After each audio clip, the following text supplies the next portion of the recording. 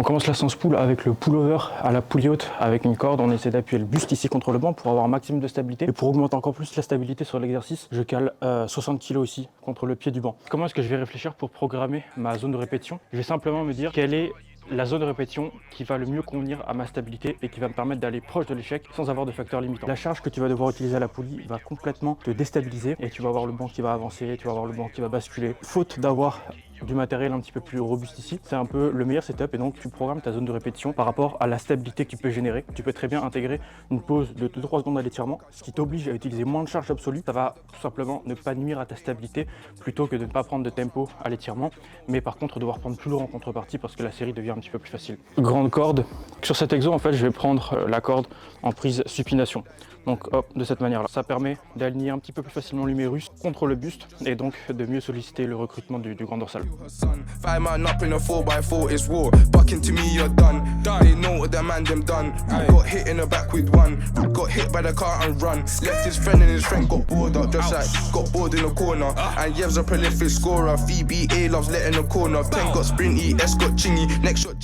Essaie de te focaliser au maximum sur le déplacement des coudes vers le bas, vers l'arrière, vers les hanches, plutôt que d'avoir ton focus psychologique qui est mis sur le déplacement de la main. Et tu vois, l'exemple que je viens de te donner là, par exemple intégrer une pause à l'étirement sur un exercice pour avoir besoin d'utiliser moins de charge sans perdre en efficacité du mouvement et en gagnant en stabilité, ça s'applique aussi pour d'autres exercices. Par exemple, des élévations latérales qui vont avoir beaucoup de personnes les faire avec les coudes pliés.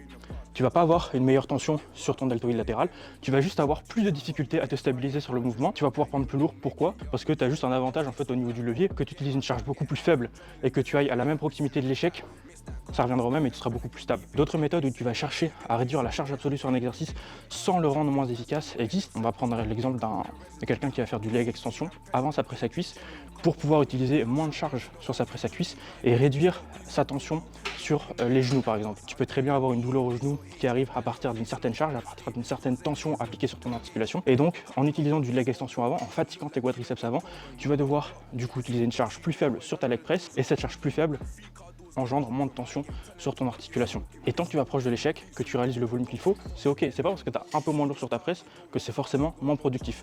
Voilà, il y a des méthodes comme ça pour les pratiquants qui sont très forts. Intégrer des exos un petit peu plus fatigants avant certains exercices polyarticulaires pour réduire la charge absolue et avoir des avantages que des pratiquants peut-être débutants ou intermédiaires n'auraient pas. Chaque situation a ses avantages et a ses inconvénients.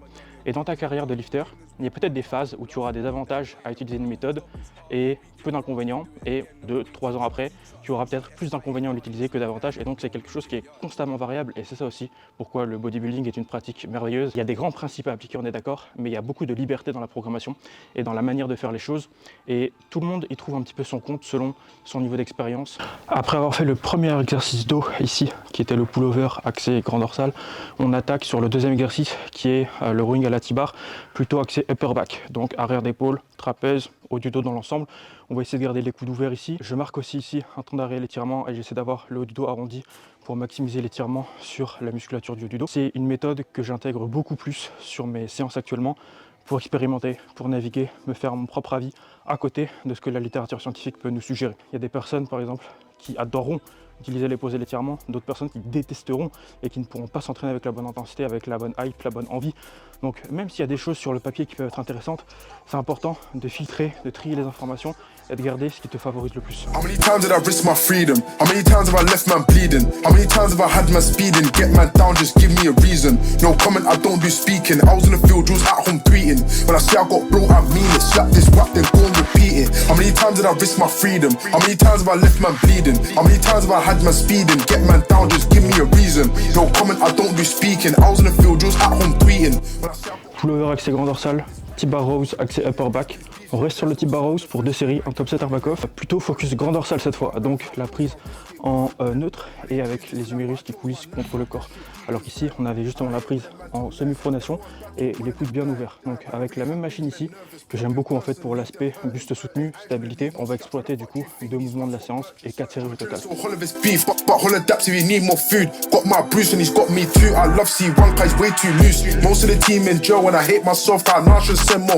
I just hope they don't take take it personal, I hardly speak to my family as well. I was in the field with the guys, hopping out of rides that I barely had time for my girl. And it gets like that when you're really in the field, these ops become your world. So many things I wish I did and so many... Ça, tu vois, c'est comme pour tous les exos. À partir du moment où tu deviens un peu plus fort que la moyenne ou que tu es juste fort par rapport à ton poids de corps, il y a des problèmes de stabilité qui rentrent en compte que tu ne connaissais pas forcément il y a quelques mois, quelques années auparavant quand tu étais beaucoup plus faible.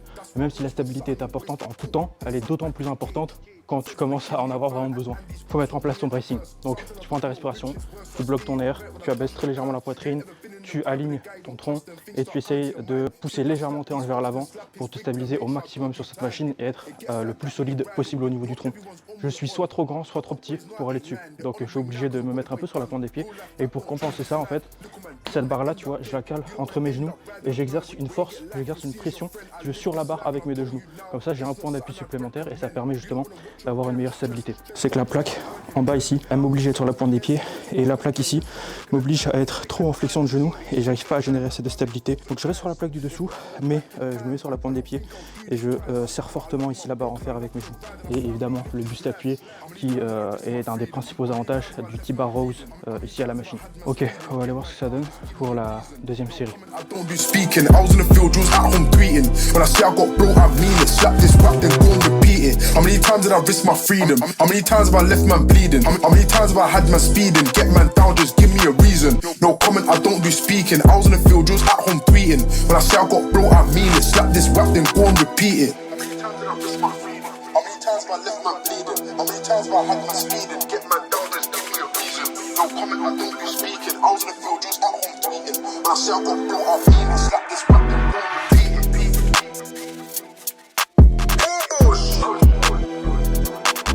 then go and repeat it. Le seul petit changement technique que j'ai fait en passant de mon upper à ma séance pull ici, c'est de passer lila claque pull down sur une trajectoire un tout petit peu plus reculée. Sur mon upper, j'étais vraiment sous la poulie et je trouve que j'étais moins à l'aise, je sentais moins la tension appliquée sur le grand dorsal, moins confortable et beaucoup plus de mal à surcharger progressivement. J'ai tout simplement repris mon ancien setup, c'est-à-dire le banc plus reculé par rapport à la poulie, avec une trajectoire beaucoup plus en diagonale et je retrouve une meilleure tension, une meilleure connexion avec mon grand dorsal. J'avais ma séance upper ici, donc le début de séance c'était pec, dos et ensuite l'isolation. Et là c'est ma séance pull. Donc en gros, au lieu de faire une séance upper que je suivais et une séance pull, une nouvelle séance pull totalement différente, c'est simple, on reprend ce qui fonctionnait bien dans mon upper et qui me faisait progresser pour le passer sur la séance pull et avoir justement en fait la même sélection d'exercices. Il y a juste plus de volume dans le pull, mais je reprends exactement ce qui fonctionnait sur mon upper. Ce n'est pas, on va dire, le passage d'un upper à une séance pull qui chamboule absolument toute la programmation dos que j'avais. Mes deux exos dos de mon upper ont été transférés sur ma séance pull et autour de ces exos là j'ai rajouté du volume supplémentaire. Les deux séries biceps que j'avais à la fin de la séance upper, hop, le même exercice est placé à la fin de la séance pull, sauf que sur la fin de la séance pull j'ai plus de volume.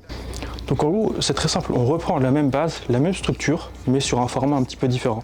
Le fond ne change pas, le format change un petit peu plus et ça permet de garder les repères que j'avais pendant les 6 semaines sur ces exos là, de garder les repères de surcharge progressive, de garder les repères techniques. C'est pas un chamboulement complet de la routine en passant de mon upper lower upper à mon format 5 jours actuellement. Après le tirage à un bras focus grand dorsal, donc là j'ai deux séries de pecs dans ma séance pull, ce qui est un petit peu atypique, mais c'est une répartition du volume au cours de la semaine qui avait très bien fonctionné sur ma précédente masse.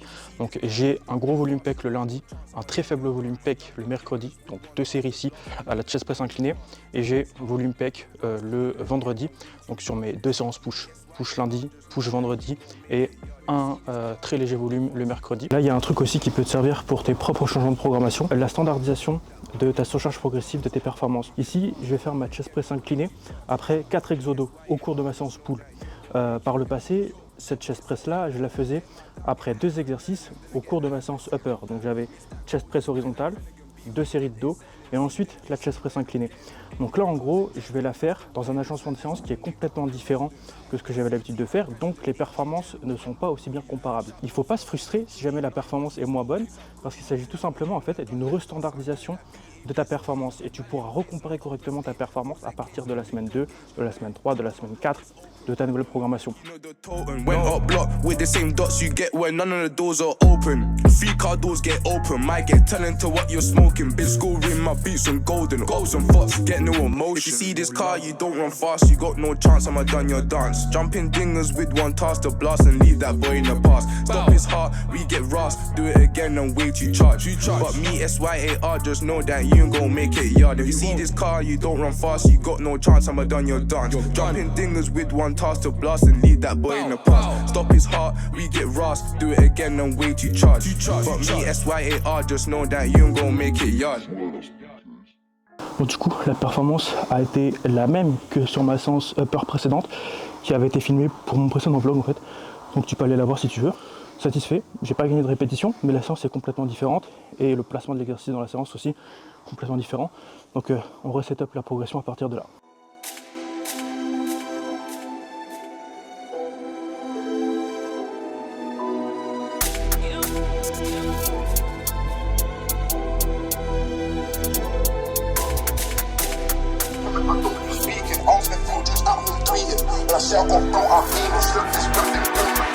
How many times did I risk my freedom? How many times have I left man bleeding? How many times have I had man speeding? Get man down, just give me a reason. No comment, I don't do speaking. I was in the field, Jules at home tweeting. When I say I got bro, I mean it. Slap this rap, then go and repeat it. How many times did I risk my freedom? How many times have I left man bleeding? How many times have I had man speeding? Get man down, just give me a reason. No comment, I don't do speaking. I was in the field, Jules at home tweeting. When I say I got bro, I mean it. Slap this rap, then go and repeat it. Il m'a annoncé une séance pull, il fait des pecs, des triceps à l'intérieur. C'est juste qu'en gros, il y a tellement peu de volume pec triceps sur cette séance-là que je l'appelle tout simplement une séance pull. Il y a 8 séries dos, 6 séries biceps, 2 séries pec, 2 séries triceps. Tu peux la considérer comme une séance upper si tu veux, mais concrètement, c'est juste un split un petit peu plus étalé de mon volume push au cours de la semaine pour favoriser ma récupération et ma performance. C'est juste, j'aime pas le mot rappel, mais pour que tout le monde comprenne, un rappel pec triceps dans une séance pull.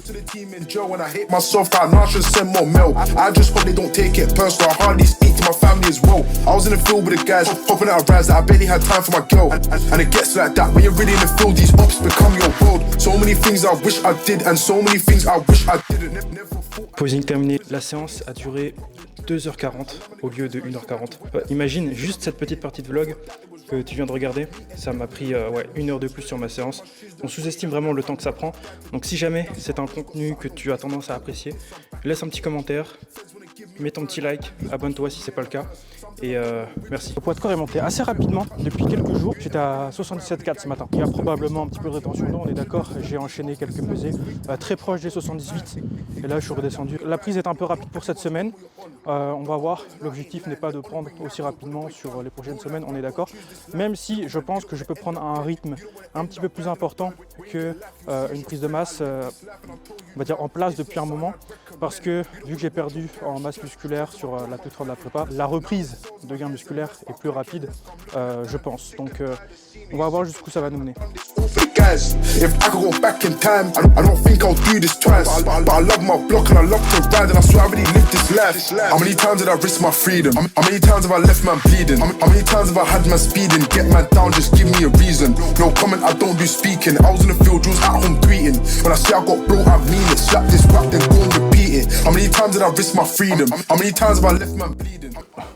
Une ville derrière, je sais pas ce que c'est. J'ai posé la question sur ma story Instagram il y a quelques jours, à savoir qu'est-ce que vous aimeriez voir un petit peu plus dans mes vlogs. La même réponse est revenue quelques fois. L'intégration du bodybuilding dans un mode de vie, la philosophie par rapport au bodybuilding, donc c'est ce qu'on va un petit peu aborder ici. Et si jamais tu as envie que j'aborde certains sujets dans mes vlogs qui t'intéressent, en te basant sur mes précédentes discussions, en te basant sur mes précédentes vidéos, des points que tu aimerais que j'aborde un petit peu plus en détail, n'hésite pas, la partie commentaire est faite pour ça, je réponds tout le temps à tous les commentaires et c'est un vrai plaisir de vous lire. Si jamais il y avait 0 commentaire, 0 like, 0 partage, il n'y aurait pas trop d'intérêt de faire des vlogs et de présenter tout ça. Même si je l'ai fait avant tout pour moi, ça me fait plaisir de partager le processus et ça me fait encore plus plaisir quand j'ai des retours par rapport au partage de ce processus-là et quand on peut discuter et avoir vos retours en commentaire. Donc vraiment, n'hésite pas. Je lis tout, je réponds toujours à tout et ça me fait tout le temps très plaisir, même quand on n'est pas d'accord. Donc, comment est-ce que je vois le coaching, ou du moins l'intégration du bodybuilding dans un mode de vie qui peut être parfois très différent d'une personne à l'autre. Je vois un petit peu le bodybuilding comme un spectre, un continuum. C'est-à-dire qu'on peut être extrêmement investi dans le bodybuilding et le bodybuilding va nous rendre en retour beaucoup de résultats, et on peut être peu investi dans le bodybuilding et le bodybuilding va nous rendre en retour peu de résultats, mais va nous en donner et va nous faire aller dans la bonne direction. Tu donnes beaucoup au bodybuilding, le bodybuilding te donne beaucoup. Tu donnes beaucoup plus que la plupart des gens au bodybuilding, le bodybuilding va te donner beaucoup plus que ce qu'il ne donne à la plupart des gens. Tu donnes assez peu au bodybuilding, mais tu apprécies le bodybuilding va te faire aller dans la bonne direction très progressivement,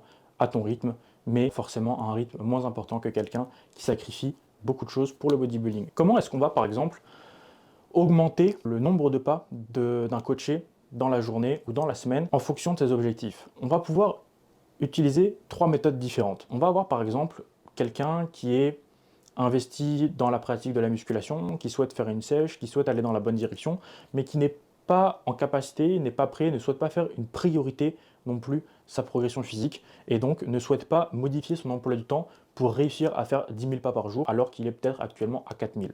Okay, la différence entre 4 000 et 10 000 pas par jour est énorme. Il y a certaines personnes qui vont faire directement le saut. Voilà, on passe de 4 000 à 10 000, basta, on n'en parle plus. Il y a des personnes qui ne vont absolument pas pouvoir le faire.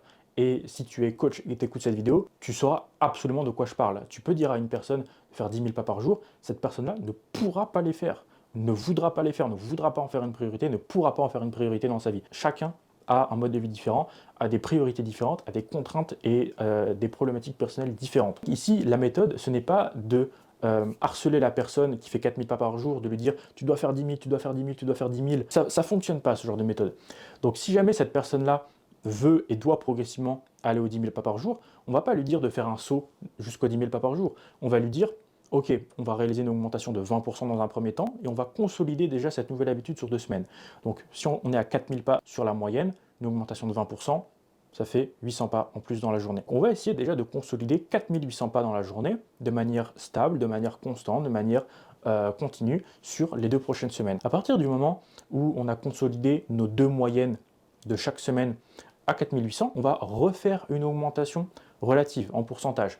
On va passer par exemple une nouvelle augmentation de 20%. À partir du moment où cette nouvelle augmentation de 20% est consolidée, qu'on a réalisé des petits changements de mode de vie pour justement les intégrer, on peut réaliser une augmentation. En changeant petit à petit les habitudes, en changeant petit à petit la routine et le quotidien de la personne, on peut aller chercher un nombre de pas dans la journée, un nombre de pas sur la moyenne de la semaine qui aurait été initialement en fait impossible à réaliser, irréaliste pour la personne. C'est l'addition des petites actions au cours des semaines, qui permet d'atteindre le fameux palier, le fameux seuil qui était extrêmement difficile à atteindre pour cette personne de manière stable et viable. Voilà, la personne aurait pu passer de 4 000 à 10 000 pas par jour, aurait fait 2 jours et aurait abandonné le processus et n'aurait jamais atteint ses objectifs. En passant de 4 000 à 4 800 à 6 000 à 7 000, on augmente très progressivement le nombre de pas dans la journée, tout en consolidant les journées et le mode de vie en fait qu'il faut pour marcher un petit peu plus. Une modification très brusque et très frontale du mode de vie pour passer de 4 000 à 10 000 fonctionne parfois, mais ne fonctionne pas toujours. Une autre méthode, à côté de l'augmentation assez brusque et assez absolue de pas, et à côté de l'augmentation relative que l'on vient de décrire ici, il y a l'augmentation que j'appelle minimale. C'est-à-dire, encore une fois, une augmentation qui est encore plus faible et plus souple que l'augmentation ici très progressive. On va se donner l'objectif de ne jamais faire moins de pas sur la moyenne de la semaine. Donc estimons que la personne est à 4200 pas sur sa moyenne de la semaine. L'objectif, ça va tout simplement être de ne pas être en dessous des 4200.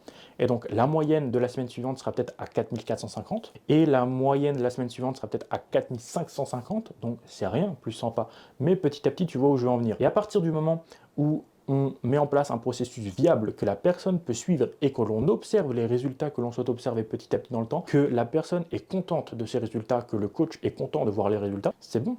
On n'a pas besoin de harceler la personne, de lui dire constamment qu'il faut faire les 10 000 pas, on peut y aller très progressivement. C'est un petit peu l'idée d'un palier, d'un étage ici, et plutôt que de chercher à faire le saut de 4 000 à 10 000 pas, on va chercher à prendre les escaliers, 5 000, 6 000, 7 000, 8 000, voilà. Là où le saut est impossible, en prenant les escaliers, c'est possible. Donc certes, on met beaucoup plus de temps à atteindre le fameux objectif, mais le temps, on en a, et en fonction des objectifs, on peut accepter que l'objectif prenne plus de temps. Il y a des personnes qui se contentent d'une progression douce, lente, mais progressive. On n'est pas tous dans une optique d'optimisation du processus de bodybuilding, dans une recherche de course au résultat. Quand on suit forcément des athlètes de très haut niveau sur les réseaux sociaux, on a toujours l'impression qu'il faut avoir une programmation hyper ficelée, hyper rude et très prenante. Mais la réalité des faits, c'est qu'il y a énormément de personnes qui sont dans un mode de vie partagé par une grande partie de la population et qui ne veulent pas, qui ne peuvent pas s'investir autant que les personnes que l'on a l'habitude de suivre sur les réseaux sociaux. Trouver des méthodes pour justement leur faire atteindre leurs objectifs, tout en faisant en sorte que les objectifs soient atteints avec appréciabilité, avec plaisir et en célébrant progressivement les victoires. Si jamais on a un objectif important et que on veut aller vite, alors à ce moment-là, il va falloir aller vite et aller atteindre cet objectif très important avec une programmation et une rigueur que peu de personnes seraient prêtes à mettre en place. Par contre, si on a un objectif à atteindre et qu'on souhaite se donner le temps et qu'on souhaite intégrer ça très progressivement, de manière très douce, de manière très flexible, malléable, dans un mode de vie chargé, dans un mode de vie familial, avec beaucoup de boulot, ce genre de choses, c'est ok. On accepte totalement. Tant qu'on va dans la bonne direction, on accepte d'aller peut-être un petit peu moins vite, mais on va dans la bonne direction. Et c'est le principal. C'est mieux de faire atteindre un objectif en prenant du temps, plutôt que de ne pas le faire atteindre du tout. On va procéder au changement de bureau. J'ai reçu mon bureau Ikea, enfin du moins les 2 piliers Ikea. J'ai reçu le plan de travail de cuisine Ikea que je vais mettre en guise de bureau. J'ai reçu les rideaux. Donc on va changer tout ça. Je te montre à quoi ressemble ma pièce avant et après. On passe de ce setup à ce setup.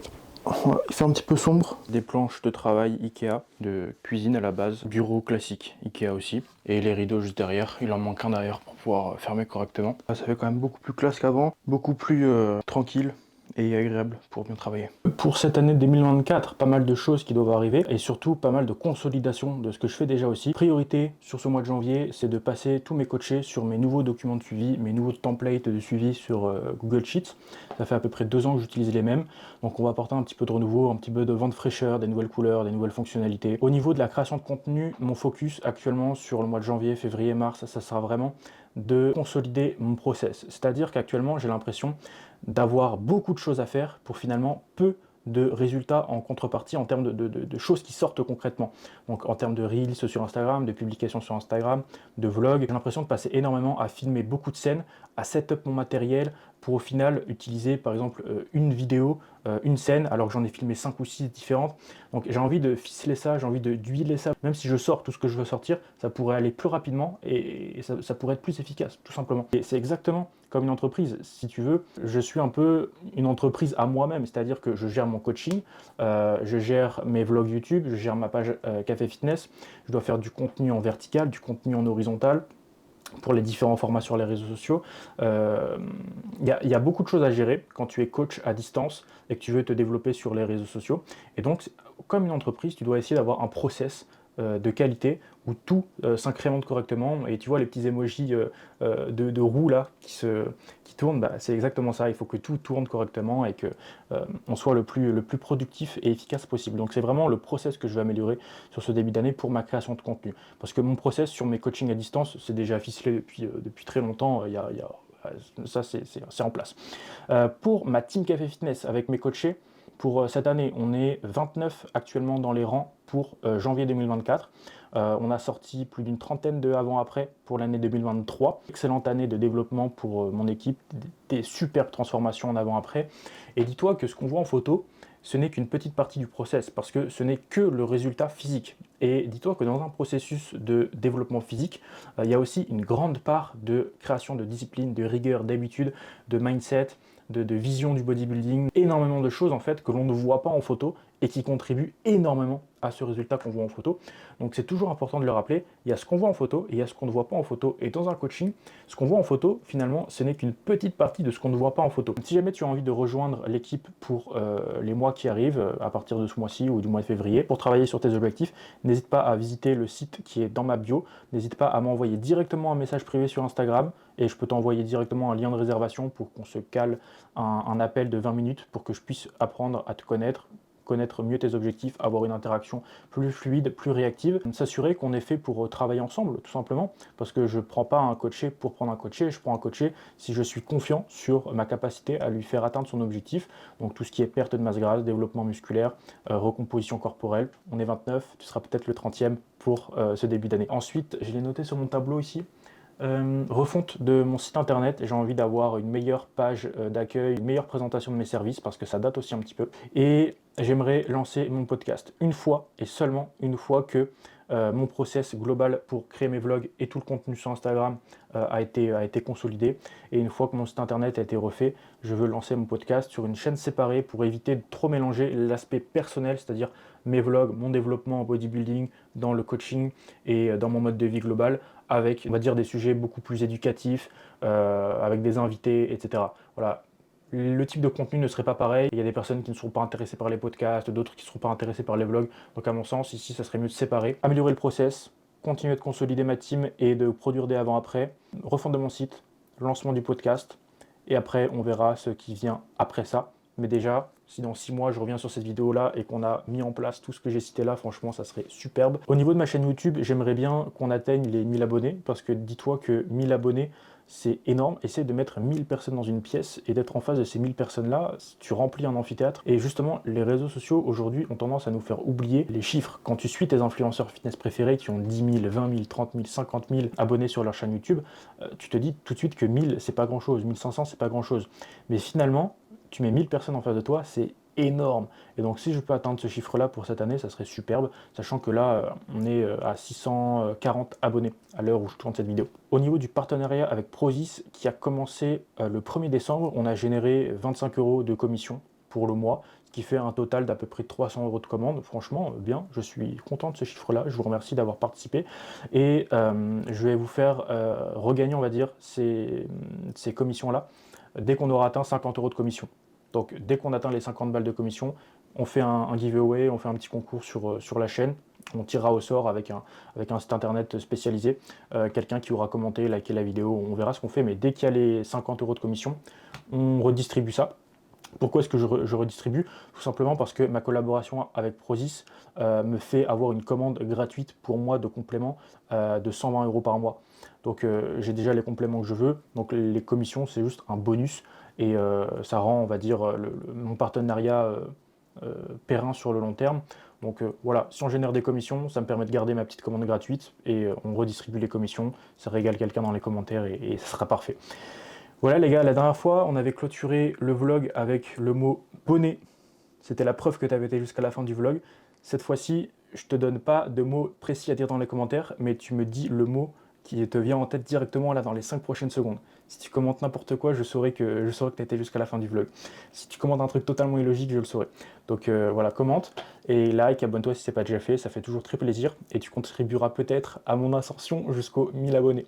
Suis-moi aussi sur Instagram, Café Fitness, Team Café Fitness, si ce n'est pas déjà fait. Il y a des choses que je publie sur Instagram, que je ne publie pas sur YouTube et inversement. Donc si tu as envie de voir plus de choses de mon quotidien, plus de contenu au global, n'hésite pas. Et on se dit à très vite pour le prochain vlog.